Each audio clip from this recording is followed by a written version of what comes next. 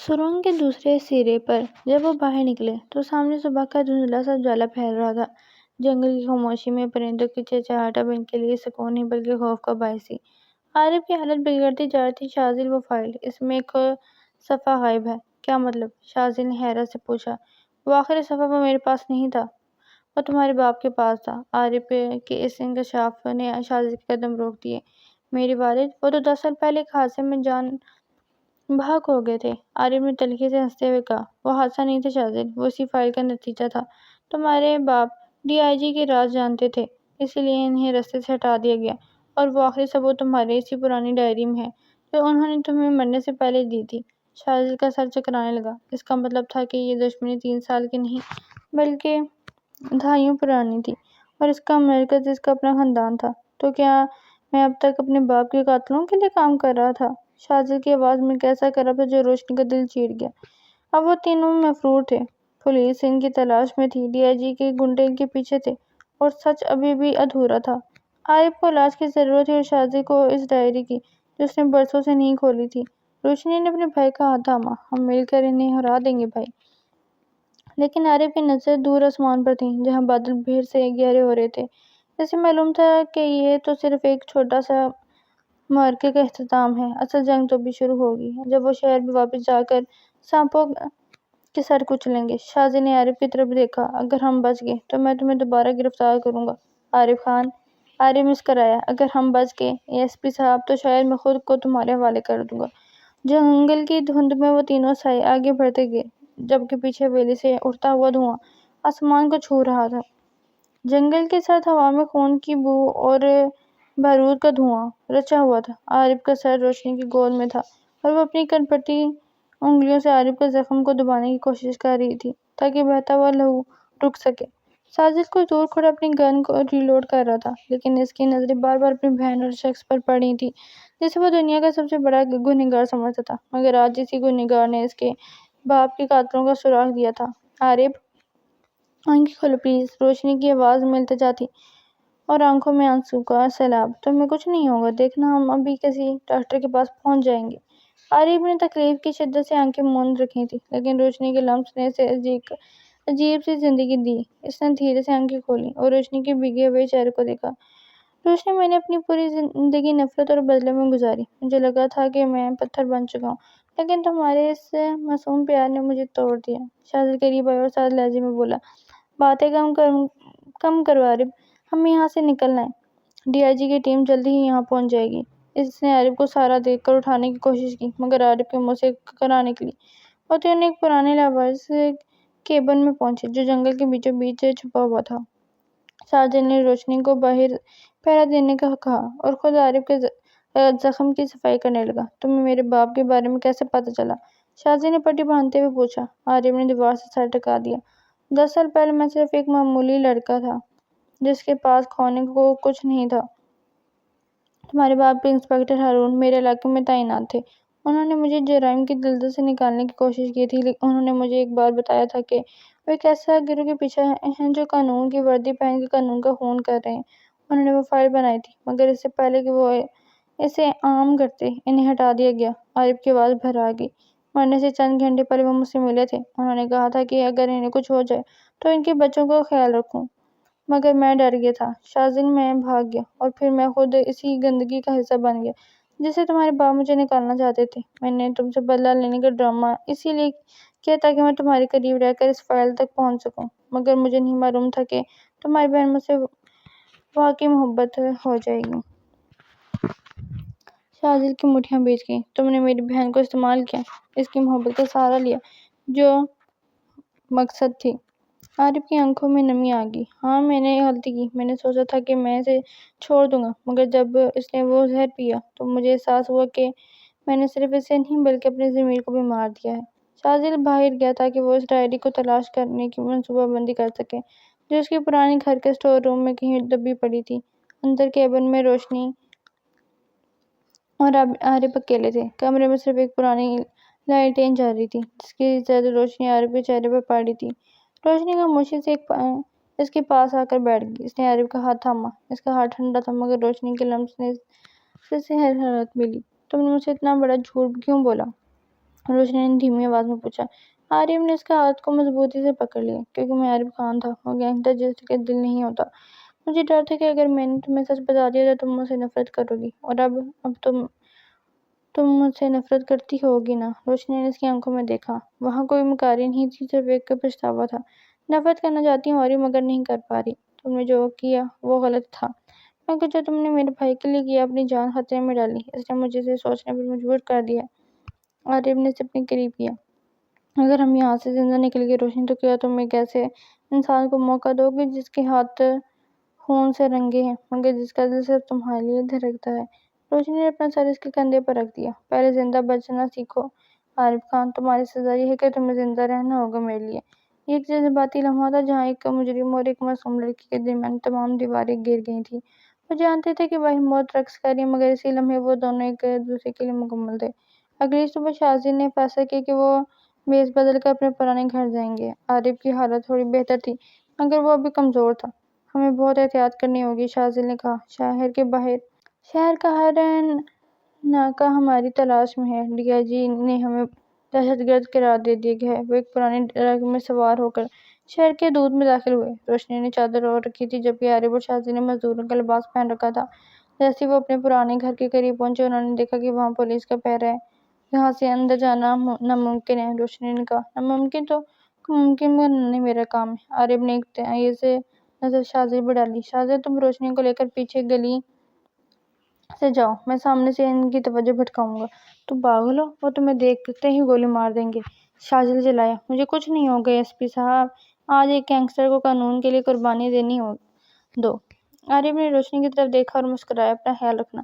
عارف نے ٹرک سے نکل کر ایک ہوائی فائر کیا اور دوسری سمت بھاگنے لگا۔ پولیس کی گاڑیاں اس کے پیچھے لگیں۔ شاذلی نے اسی موقع کا فائدہ اٹھایا اور روشنی کو لے کر دیوار پھاند کر گھر کے اندر داخل ہو گیا۔ پرانے اسٹور روم میں ہر طرف مٹی اور اجالے تھے۔ شاذلی نے دیوانہ وار صندوق کو ٹٹولنا شروع کیا۔ آخرکار اسے ایک لکڑی کا چھوٹا سا باکس ملا۔ اس کے اندر اس کے والد کی وہ ڈائری تھی جو اسے 10 سال پہلے ملی تھی، مگر اس نے کبھی سنجیدگی سے نہیں پڑھا تھا۔ شاذلی نے ڈائری کھولی۔ صفحات پیلے پڑ چکے تھے، مگر لکھائی صاف تھی۔ جیسے جیسے وہ پڑھتا گیا، اس کے چہرے کا رنگ اتر گیا۔ تاریخ 12 مارچ 2016۔ مجھے پتہ چلا کہ ڈی آئی جی فاروق صرف ایک مورا ہے، اس کے پیچھے وہ شخص ہے جس پر پورا ملک بھروسہ کرتا ہے، وزیر داخلہ سلیمان لغاری۔ یہ لوگ انسانی اسمگلنگ اور منشیات کے کاروبار میں ملوث ہیں۔ میں نے تمام ثبوت فائل 702 میں رکھ دی ہیں، مگر مجھے خطرہ ہے کہ میری جان کو خطرہ ہے۔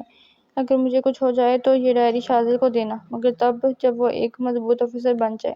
شاذلی کے ہاتھ کانپنے لگے۔ اس کا مطلب تھا کہ دشمن صرف ڈی آئی جی نہیں تھا، بلکہ حکومت کا ایک خواتین ستون تھا۔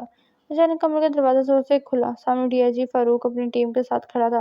تو آخرکار تم نے وہ ڈائری ڈھونڈ ہی لی، شاذلی، فاروق نے طنزیہ مسکراہٹ کے ساتھ کہا۔ افسوس کہ اب تم اسے پڑھنے کے لیے زندہ نہیں رہوگے۔ روشنی شاذلی کے پیچھے چھپ گئی۔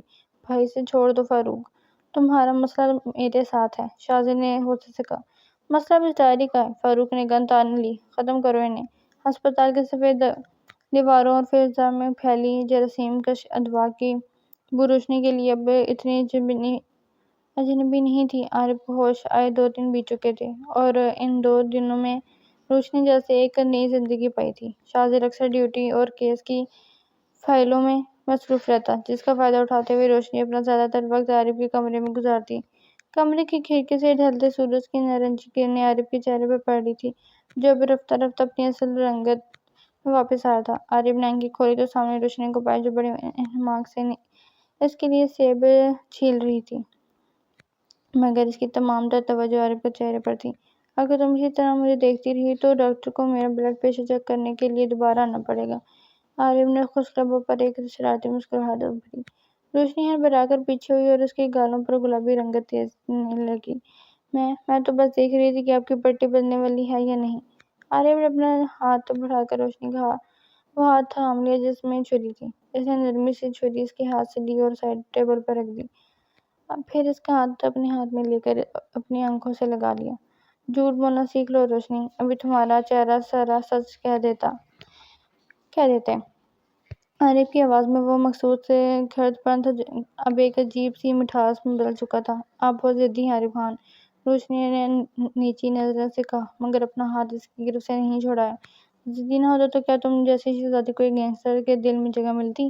عارف نے اسے اپنے قریب کھینچا۔ تمہیں پتہ ہے جب میں بے ہوش تھا تو مجھے صرف تمہاری آواز سنائی دیتی تھی۔ مجھے لگتا تھا جیسے میں کسی گہری کھائی میں گرا ہوں اور تمہارا ہاتھ مجھے بچا رہا ہے۔ روشنی نے سر اٹھا کر اسے دیکھا، اس کی آنکھوں میں نمی تھی۔ آپ کو اندازہ بھی ہے کہ میں کس کرب سے گزری ہوں؟ مجھے لگا میں نے آپ کو کھو دیا۔ عارف نے مسکرا کر اس کے آنسو اپنے انگوٹھے سے صاف کیے۔ ابھی تو میں نے تمہیں جی بھر کر تنگ کرنا ہے، اتنی آسانی سے جان نہیں چھوڑوں گا۔ اچھا اب یہ بتاؤ، سیب مجھے ملے گا یا صرف سجاوٹ کے لیے؟ روشنی کھلکھلا کر ہنس پڑی، ایک ایسی ہنسی جس نے عارف کے زخموں کی تمام تکلیف بھلا دی۔ اس نے سیب کے ایک کش کاٹ کر عارف کے منہ کے قریب کیا، مگر عارف نے منہ کھولنے کی بجائے شرارت سے اسے دیکھا۔ ایسے نہیں، پہلے وعدہ کرو جب میں یہاں سے ڈسچارج ہوں گا تو تم میرے ساتھ اس پرانی جھیل پر چلو گی جہاں ہم پہلی بار ملے تھے، اس بار کسی جھوٹ کے بغیر۔ روشنی نے شرما کر سر ہلایا۔ وعدہ؟ اب کھائیں۔ جب ہسپتال کے اس کمرے میں محبت کی خوشبو مہک رہی تھی، ٹھیک اسی وقت شہر کے ایک پوش علاقے کے اندھیرے تہہ خانے میں سلیمان لغاری کا ایک خاص آدمی زرغون اپنے مہروں کو ترتیب دے رہا تھا۔ ایس پی شاذل کو لگ رہا ہے کہ اس نے جنگ جیت لیا، زرغون نے سرگار کر دھواں فضا میں چھوڑتے ہوئے کہا۔ اس کی آنکھیں سانپ کی طرح ٹھنڈی اور بے رحم تھیں۔ وہ نہیں جانتا تھا کہ عارف خان کا زندہ رہنا ہمارے لیے کتنا بڑا خطرہ ہے۔ عارف وہ سب کچھ جانتا ہے جو فائل 702 میں بھی نہیں ہے، لیکن باس عارف اب پولیس کی حفاظت میں ہے، ایک آئندے نے ڈرتے ہوئے کہا۔ پولیس کی حفاظت؟ زرغون زور سے ہنسا۔ جیسے پولیس میں ہمارے اپنے لوگ بیٹھے ہوں۔ وہاں سیکورٹی صرف ایک دھوکہ ہوتی ہے۔ ہم عارف کو ختم نہیں کرنا، ہمیں اسے توڑنا ہے، اور اسے توڑنا ہے دراصل شاذل کی بہن کے دل سے گزرتا ہے۔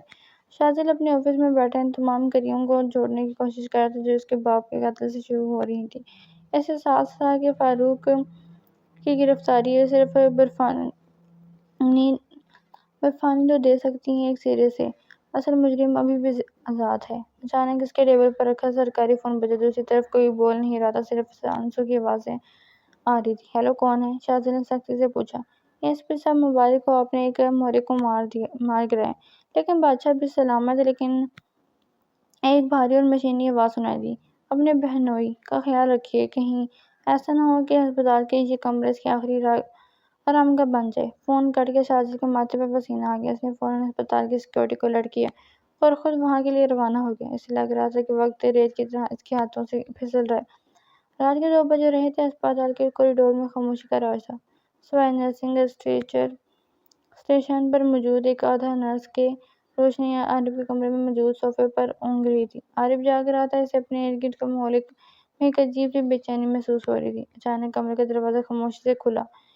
ایک وارڈ بوائے اندر داخل ہوا جس نے ماسک پہن رکھا تھا۔ اس کے ہاتھ میں ایک ٹرے تھی جس پر انجیکشن رکھا تھا۔ اس وقت کون سا دوا ہے؟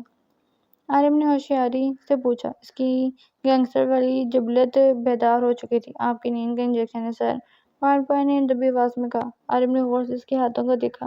وارڈ بوائے کے ناخن پر ایک مخصوص نشان تھا، ایک چھوٹا سا ٹیٹو جو صرف زرغون کے قریبی پرندوں کا ہوتا ہے۔ جیسے وہ شخص انجیکشن لگانے کے لیے قریب آیا، عارف نے زخمی ہونے کے باوجود پوری طاقت سے اس کا ہاتھ مروڑ دیا۔ انجیکشن فرش پر گر کر ٹوٹ گیا۔ کون ہو تم؟ عارف نے اس کا گلا دبوچ لیا۔ روشنی کی آنکھ کھل گئی اور وہ یہ منظر دیکھ کر چیخ اٹھی۔ عارف یہ کیا کر رہے ہیں؟ روشنی پیچھے ہٹو، یہ ہسپتال کا بندہ نہیں ہے، عارف نے دھار کر کہا۔ اس لمحے وہ شخص عارف کی گرفت سے نکل کر بھاگا، مگر دروازے پر اس کا سامنا شاذل سے ہو گیا۔ شاذل نے ایک ہی وار میں اسے زمین پر گرا دیا اور ہتھکڑی لگا دی۔ شاذل ہانپتے ہوئے کمرے میں داخل ہوا۔ تم دونوں ٹھیک ہو؟ روشنی کانپ رہی تھی۔ شاذل نے اسے گلے لگا لیا۔ عارف نے بیڈ سے ٹیک لگا لی، اس کا زخم دوبارہ سے رسنے لگا تھا۔ وہ ہمیں یہاں بھی نہیں چھوڑیں گے شاذل، عارف نے سنجیدگی سے کہا۔ زرغون متحرک ہو چکا ہے، جب تک وہ زندہ ہے ہم میں سے کوئی بھی محفوظ نہیں ہے۔ اگلی صبح شاذل نے ایک انتہائی خفیہ میٹنگ بلائی، اس میں صرف عارف اور وہ خود شامل تھے۔ روشنی کو ایک محفوظ مقام پر منتقل کر دیا گیا تھا۔ ہمیں ایک ڈرامہ رچانا ہوگا، شاذل نے نقشہ میز پر پھیلاتے ہوئے کہا۔ زرغون کو لگنا چاہیے کہ وہ جیت رہا ہے۔ اگر ہم اسے سامنے لانا چاہتے ہیں تو ہمیں تمہیں ایک بار پھر مردہ ثابت کرنا ہوگا۔ عارف نے اس بات میں سر ہلایا۔ میں تیار ہوں، لیکن روشنی کو اس بارے میں کچھ پتہ نہیں ہونا چاہیے، وہ سچ نہیں چھپائے گی۔ میں جانتا ہوں، شاذل کی آواز میں دکھ تھا، لیکن اسے کچھ دیر کے لیے یہ صدمہ جھیلنا ہوگا۔ تاکہ وہ ہمیشہ کے لیے محفوظ ہو جائے۔ روشنی عارف سے ملنے کے لیے تڑپ رہی تھی، مگر شازیہ نے اسے ملنے نہیں دیا۔ بھائی صرف 5 منٹ، مجھے اسے دیکھنا ہے، وہ رو رہی تھی۔ نہیں روشنی، وقت نہیں ہے، ہمیں ابھی نکلنا ہے۔ شازیہ نے اسے زبردستی گاڑی میں بٹھایا۔ گاڑی کے شیشے سے روشنی نے دیکھا کہ عارف کے کمرے کی کھڑکی پر وہ کھڑا اسے دیکھ رہا تھا۔ عارف کی آنکھوں میں وہ الوداع تھا جو روشنی کے دل چیر رہا تھا۔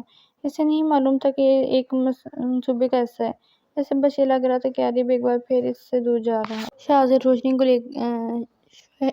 کو شہر سے دور ایک فارم ہاؤس پر لے گیا۔ وہاں کی خاموشی روشنی کو کاٹ کھانے کو توڑتی تھی۔ وہ سارا دن کھڑکی میں بیٹھ کر سڑک کو تکتی رہتی۔ اسے عارف کی وہ باتیں یاد آتی جب وہ اسے کہتا تھا کہ وہ اسے کے لیے بدل جائے گا۔ ایک ہفتہ گزر گیا۔ اچانک ایک رات روشنی کو اپنے کمرے کے بلکونی میں کسی کے قدموں کی چھاپ سنائی دی۔ وہ ڈر کر مارے پیچھے ہٹ گئی، مگر جب یہ سایہ قریب آیا تو وہ ساکت رہ گئی۔ وہ عارف تھا، مگر وہ پولیس کی وردی میں تھا۔ عارف! وہ روشنی کی آواز بمشکل نکلی۔ تم یہاں کیسے؟ بھائی نے تو کہا تھا کہ تم کسی مشن پر باہر گئے ہو اور اب رابطہ نہیں ہو سکے گا۔ عارف نے لبوں پر انگلی رکھی اور اسے خاموش رہنے کا اشارہ کیا۔ وہ بول کے بالکونی سے اندر آیا اور روشنی کو اپنی باہوں میں بھر لیا۔ میں تمہیں بتائے بغیر نہیں رہ سکتا، اس نے کہا۔ اس نے اس کے بالوں میں اپنا چہرہ چھپاتے ہوئے کہا۔ شازیہ مجھے مار دے گا اگر اسے پتہ چلا کہ میں یہاں آیا ہوں۔ روشنی نے اسے خود سے دور کیا۔ اس کی آنکھیں غصے اور پیار کی آمیزاں تھیں۔ آپ کو اندازہ ہے میں کتنا رویا؟ آپ کو پولیس کی وردی میں کیوں ہے؟ یہ ہمارا منصوبہ ہے روشنی۔ میں اب قانون کے لیے کام کر رہا ہوں، ایک انڈر کور ایجنٹ کے طور پر۔ زرغون کو لگتا ہے کہ میں مر چکا ہوں اور اسی کا فائدہ اٹھا کر میں اس کے اڈے تک پہنچوں گا۔ عارف نے اس کے ہاتھوں کو چوما۔ میں صرف یہ کہنے آیا تھا کہ مجھ پر بھروسہ رکھنا۔ چاہے حالات کچھ بھی ہوں، میں واپس آؤں گا تمہارے لیے، اس ادھورے وعدے کو پورا کرنے کے لیے۔ روشنی نے اس کا چہرہ اپنے ہاتھوں میں لیا۔ آپ کو آنا ہی ہوگا۔ اگر اس پر کچھ ہوا تو میں خود کو معاف نہیں کروں گی۔